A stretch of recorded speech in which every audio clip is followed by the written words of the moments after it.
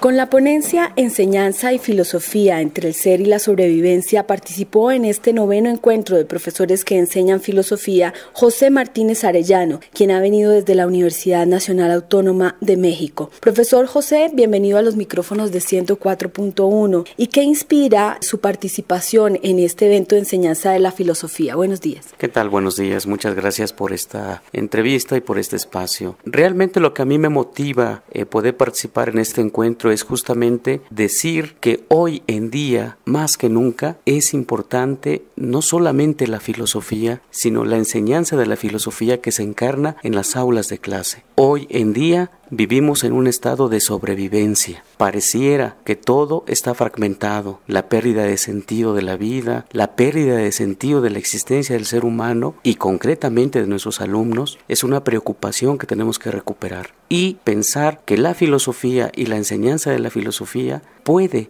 de alguna manera, rescatar a los alumnos en este sentido, y por el otro lado redimensionar su existencia y rescatarlos de esa sobrevivencia, de esa vida fragmentada y llevarlos a la experiencia de la existencia. Es justamente, me parece a mí, que hoy en día tenemos que reflexionar quienes enseñamos filosofía, que no es enseñar un contenido, no es enseñar un canon solamente, sino además de eso, tratar y siempre, en la medida de lo que sea posible, que el alumno asuma esa capacidad de poder pensar por sí mismo, de tener hábitos reflexivos para, de cualquier manera, no sentirse desolado, sino que a partir de la filosofía y de lo que la filosofía misma le pueda decir, pueda redimensionar su vida, su existencia y sobre todo plantearse que esta vida puede ser feliz y puede ser mejor a pesar de las condiciones que estamos viviendo hoy en día. El profesor José Martínez es precisamente docente de filosofía del bachillerato en México y tiene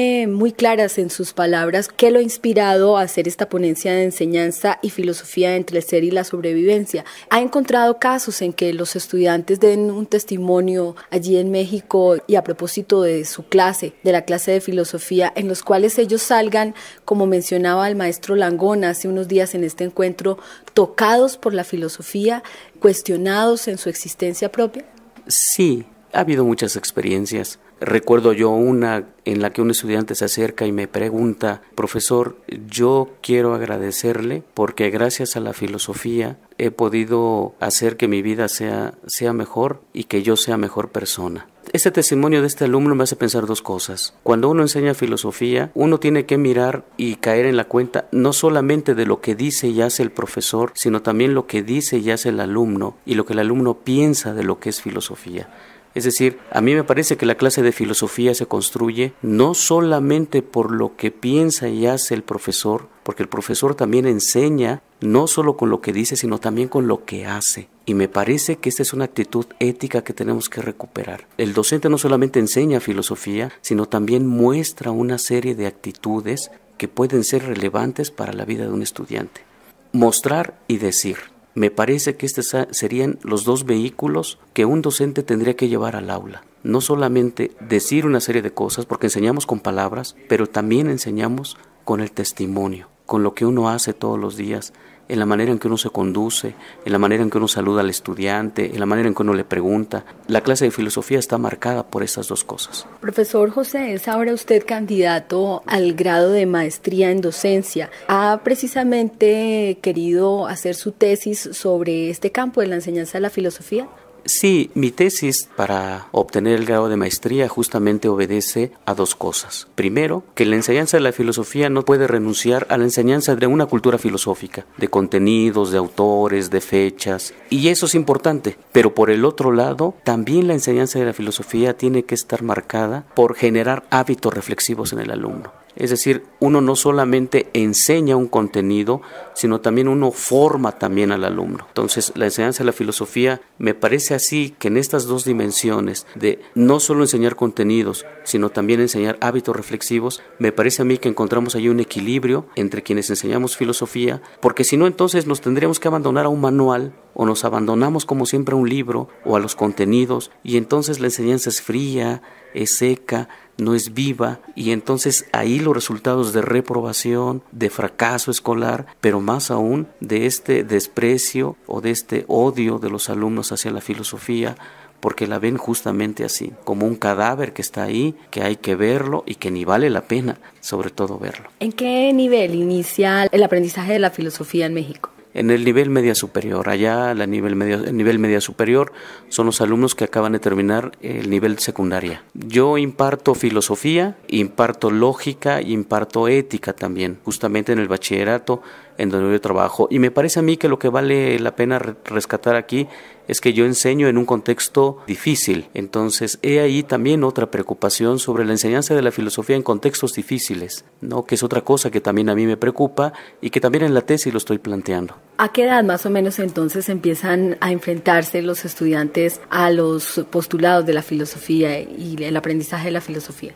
En el sistema en el que yo trabajo es justamente en el primer semestre, es decir, un alumno que inmediatamente acaba de terminar la secundaria se enfrenta a la enseñanza de la filosofía. Hay que ser conscientes del desarrollo cognitivo que se encuentran en ese momento los estudiantes para saber en qué condiciones de posibilidad están para recibir la filosofía.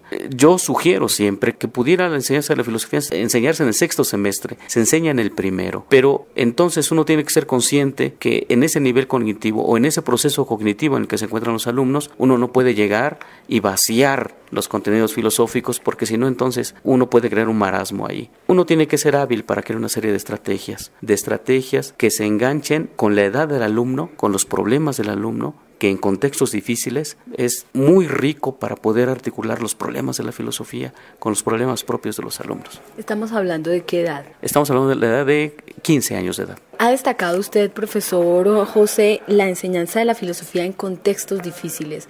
¿A qué llama contextos difíciles? Contextos difíciles, hablamos desde el punto de vista geográfico, que se encuentra muy lejos de la ciudad en este caso, la carencia de servicios básicos, el abandono en el sentido de que la política educativa no cumple por lo menos con los requisitos indispensables de infraestructura, desde ahí. Y por el otro lado, los entornos de los muchachos, ¿no? Los entornos personales, hijos de padres o de madres divorciadas, violencia intrafamiliar, falta de carencia, de carencias materiales, de falta de dinero, no hay posibilidades de comprar libros, la preparatoria misma no tiene infraestructura en cómputo, en toda esta infraestructura electrónica, ¿no? Que hoy en día nos están demandando por la calidad educativa y por el esquema neoliberal y por los estándares de calidad. Eso es un contexto difícil. Y además, los grandes rezagos en materia educativa que también hay en estos lugares. No hay formación docente, las autoridades educativas preparan cursos para profesores de manera muy escuetas, de muy corto tiempo. Contexto difícil, me parece a mí que hay que tener en cuenta todo esto para poder entender qué tipo de alumno, perdón por la expresión, qué clase de alumno uno tiene enfrente. No es lo mismo enseñar filosofía en un contexto difícil que enseñar filosofía en una ciudad, que en un instituto religioso o que en un instituto en donde los recursos son mayores.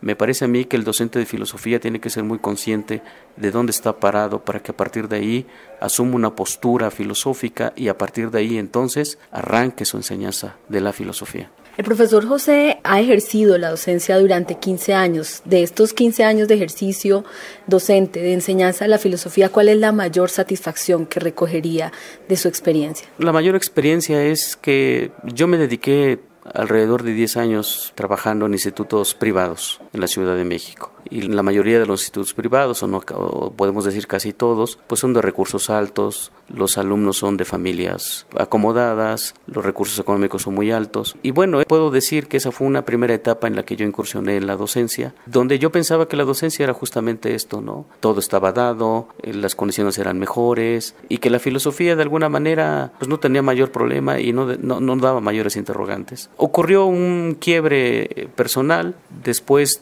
encontré trabajo en esta zona difícil y puedo decir que desde que estoy en ese contexto mi vida como docente ha cambiado. He tocado la realidad, he tocado en realidad lo que un estudiante vive, pero sobre todo me parece a mí que he tocado la fragilidad humana en ese espacio en el que trabajo y mi acción docente se ha redimensionado. soy feliz porque comparto, soy feliz porque sirvo, y me parece a mí que la docencia hoy en día tendría que verse así, como amor, como ministerio. Profesor José, es importante destacar lo que al comienzo de este diálogo decía: no se puede enseñar filosofía de una manera memorística y solamente desde unos autores dados. ¿Ha logrado usted incluir el pensamiento filosófico mexicano dentro del currículo que imparte a sus alumnos, y qué autores y por qué los escogió? Bueno, sí, el currículum es rígido. El currículum me parece a mí que uno no lo tiene que pasar por alto porque lo dicta una institución, porque uno tiene que cumplir, porque uno tiene que de alguna manera alinearse a las políticas que marca la institución o que marca el lugar. Pero también yo creo que uno tiene que atreverse a introducir cosas que puedan redimensionar la reflexión filosófica en los alumnos. Y una de las cosas que a mí me llama mucho la atención y que he incorporado también en el salón de clase es justamente esto de el cuerpo en el aula. El cuerpo en el aula, que cantemos en el aula, que se componga poesía, que los alumnos compongan canciones. Es mucha participación de los alumnos. ¿En qué consiste el cuerpo en el aula? El cuerpo en el aula, bueno, es que el cuerpo está, me parece que hoy en día el cuerpo está mecanizado, el cuerpo está negado, todo está hecho para que no se use el cuerpo.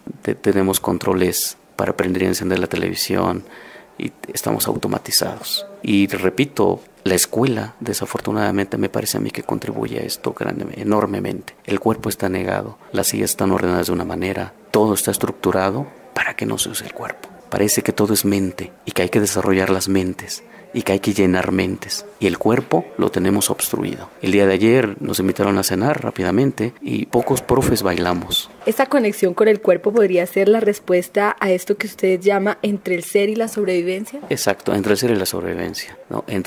Sobrevivir es no tener experiencia de la existencia, es solamente estar mendigando, ¿no? Mendigando existencia, solamente por instantes. No hay algo que nos arraigue, no hay algo que nos sostenga. Y me parece a mí que en el aula uno tiene que tratar y siempre, a pesar de todo, por descubrir el ser y rescatar el ser del alumno. Desde un saludo, desde pasar lista, desde tomar la tarea, desde hacerle una asignación, de preguntarle cómo le fue. Me parece que no hay mayor secreto. Descubrir el ser en el aula es mirar al alumno. ¿Sus alumnos lo han cuestionado, se inquietan con esto que les pide, que tengan esta conexión entre mente y cuerpo? No se alarman, les llama la atención porque la primera pregunta es, bueno, ¿por qué no todos los profes lo hacen? ¿Por qué solamente en filosofía? Esperamos su clase está muy buena. Hay una expresión que usan mucho en México, su clase está chida, su clase nos late, su clase nos gusta. Pero yo digo que no son los contenidos son un pretexto. Y me parece a mí que la filosofía se vive en el aula, a mí, desde mi postura, se vive así. Y así uno no solamente sobrevive también en la escuela y en el aula, me parece a mí que uno también tiene que apostar por la existencia como docente. ¿Qué impresión se lleva, profesor José, de Tunja y de este tipo de eventos que ha programado la Escuela de Filosofía? La experiencia que me llevo son dos. Primero, que no nos podemos salvar solos. Es importante la comunidad, es importante sumar. Hoy en día, si alguien quiere enseñar filosofía solo, está muerto, es hombre muerto, valga la expresión. Yo creo que necesitamos recuperar la comunidad. Me parece que la medicina de este momento, la medicina para los problemas de la posmodernidad, se curan con la comunidad la que nos va a salvar. Profesor José, muchas gracias. Y para cerrar, ¿qué impresión se lleva de Colombia? Había venido con anterioridad, es su primera vez. ¿Qué conoció? No he conocido casi nada. Me han ofrecido hospedaje en la universidad, entonces he estado casi aquí. Pero también he aprovechado un poco para no dispersarme tanto, ¿no? De pensar un poco sobre mi práctica, pensar también un poco sobre mi familia y pensar un poco sobre mí, porque yo creo que a partir de ahí es donde nace la docencia y se genera la docencia. De Colombia me voy muy agradecido porque justamente esto, el compartir, es lo que también de alguna manera hace que el ser se rescate. Profesor José, muchas gracias. Qué amable, que tenga buen día.